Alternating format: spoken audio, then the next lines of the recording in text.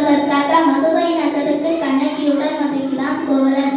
அங்கு அவன் செய்யாத குற்றத்திற்காக மரண தண்டனை பெறுகிறான். ஆதாயமா தீர்ப்பளித்ததாக அரசன் மீது குற்றம் சாட்டும் கண்ணகி தனது காற்சிலம்பை கொண்டு தன் கணவன் கல்வன் அல்லன் என்பதை உணர்த்தினார். அரசனுக்கும் கண்ணகிக்கும் நடக்கும் உரையாடலை இங்கு அமைத்துள்ளார்.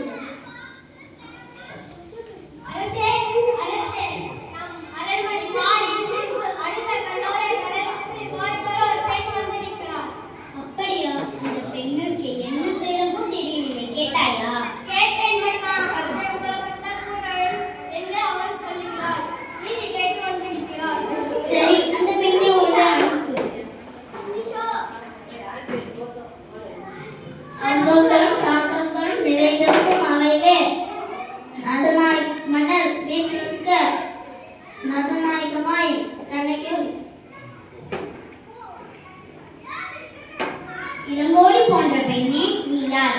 அழுத கண்களுடன் என்னை காண வந்த காரணம் என்ன? உனக்கு என்ன வேண்டும்? ஆராய்ந்து நீதி வழங்கிய மன்னனே, என்னையா யார் என்று கேட்கிறார்?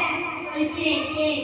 உலகம் இயக்கும் ஒரு புறாவுக்காக தனது உடலையே தந்த சிவிமணனை பற்றி நீ அறிவாயா?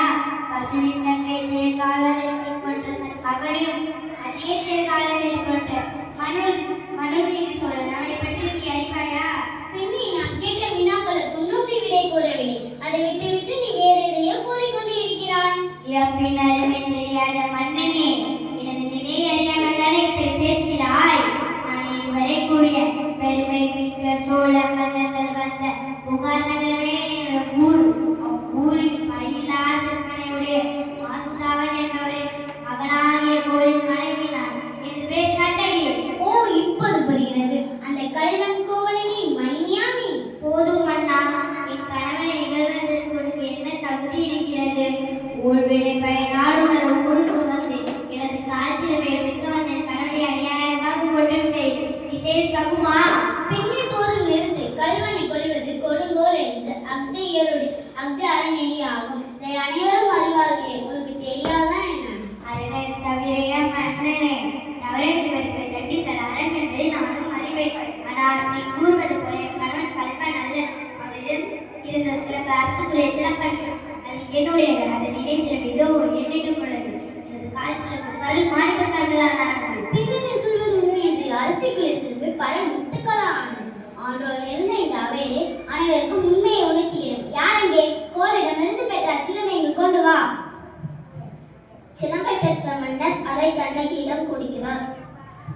பெண்ணே, இதோ உன் கணவனிடமிருந்து கைப்பற்ற சிலம்பு. நீதி தவறாதவன் என்று போற்றப்படும் மன்னனே, ஒரு தவறும் செய்யாத என் கணவனை கொன்றது உன் அரணனுக்கு ஏற்று என்று இதோ நியமிக்கிறேன். இங்கே பார். கண்ணகி சிலம்பை தலையில் போட்டு உடைக்கிறாள். அதிலிருந்து மாணிக்க கல் வந்த அரசனின் முகத்தில் பட்டு தெரித்து விடுகிறது. தவறிழைத்து விட்டேனே, பிற சொல் கேட்டும் பெருமிழை செய்தேனே. யானோ அரசன், யானை கல்வன். இதுவரை என் குலத்தில் ஏவரும் செய்யாத பழிச்சொல்லுக்கு ஆளாகி விட்டேனே. இனிமேலும் நான் உயிரோடு இருந்தால் தகுமா? நீ எனக்கு வெண்குடை எதற்கு? செங்கோல்தான் எதற்கு? எனது வாழ்நாள் உயிரோடு உள்ளது.